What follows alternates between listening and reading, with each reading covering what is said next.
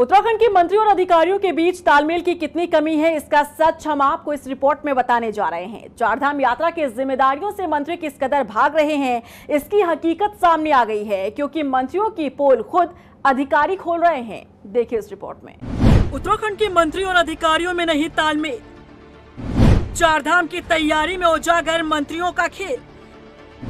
अधिकारी ने खोली मंत्रियों की पोल, सामने आया यात्रा में फैली अव्यवस्था का झोल। हम आपको कुछ बताएं उससे पहले आप कैबिनेट मंत्री प्रेमचंद अग्रवाल का वो बयान सुनिए, जिसमें वो जिले का प्रभारी होने के बावजूद दौरे पर न जाने के पीछे का कारण बता रहे हैं।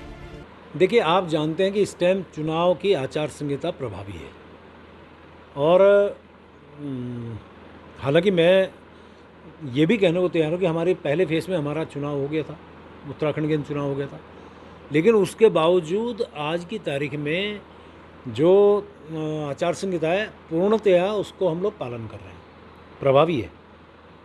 मेरे आप देखिए कि इसी बीच में मैंने शहरी विकास से संबंधित जो 29 निकाय हैं जो चारधाम यात्रा मार्ग पे पड़ते हैं, उनकी मैं बहुत पहले से इच्छा रखता था कि मैं उनकी बैठक करूं, कैसे वहाँ लाइट की व्यवस्था हो, कैसे पानी की व्यवस्था हो, कैसे शौचालय की व्यवस्था हो, कैसे साफ़ सफाई की व्यवस्था हो, कैसे वहाँ पे नाले और नालियों की सफाई की व्यवस्था हो, हमारे व्यक्ति वहाँ पे मुस्तैद रहें, इसकी बातचीत हो।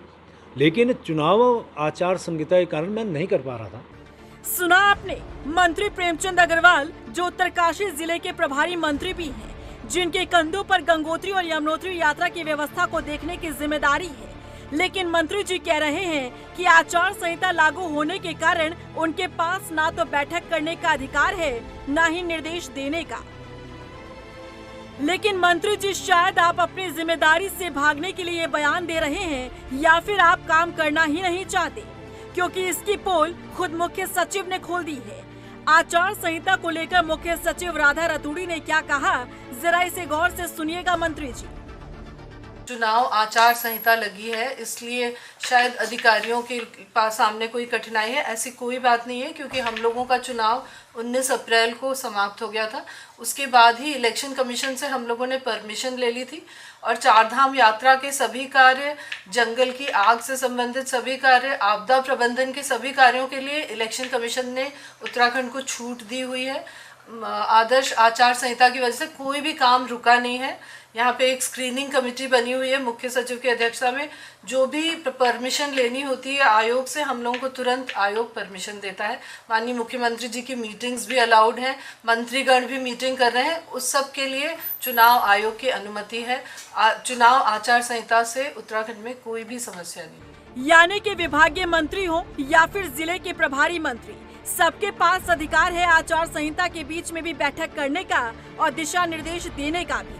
लेकिन मंत्री प्रेमचंद अग्रवाल जो आचार संहिता लागू होने का राग अलाप रहे हैं, या तो मंत्री काम से बच रहे हैं या फिर अधिकारियों और मंत्रियों के बीच तालमेल की कमी है। यही कारण है कि अधिकारियों को जिस बात की जानकारी है, मंत्री उससे बेखबर हैं और हाथ पर हाथ धरे बैठे हैं, क्योंकि आचार संहिता प्रदेश में लागू है।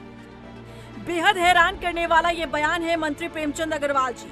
वहीं इस मामले को लेकर मुख्य विपक्षी दल कांग्रेस के विधायक प्रीतम सिंह ने भी निशाना साधा है। सरकार चारधाम यात्रा को व्यवस्थित करने में पूरी तरीके से विफल हो गई है, और जब विफल हो गई है तो विफलता जो है इसलिए छुपाना चाहती है कि आचार संहिता लगी है। चारधाम यात्रा अगर सही तरीके से संचालित हो तो इसमें आचार संहिता का क्या मतलब है? फिर तो सरकार को कह देना चाहिए था कि आचार संहिता है, इसलिए चारधाम यात्रा नहीं होगी।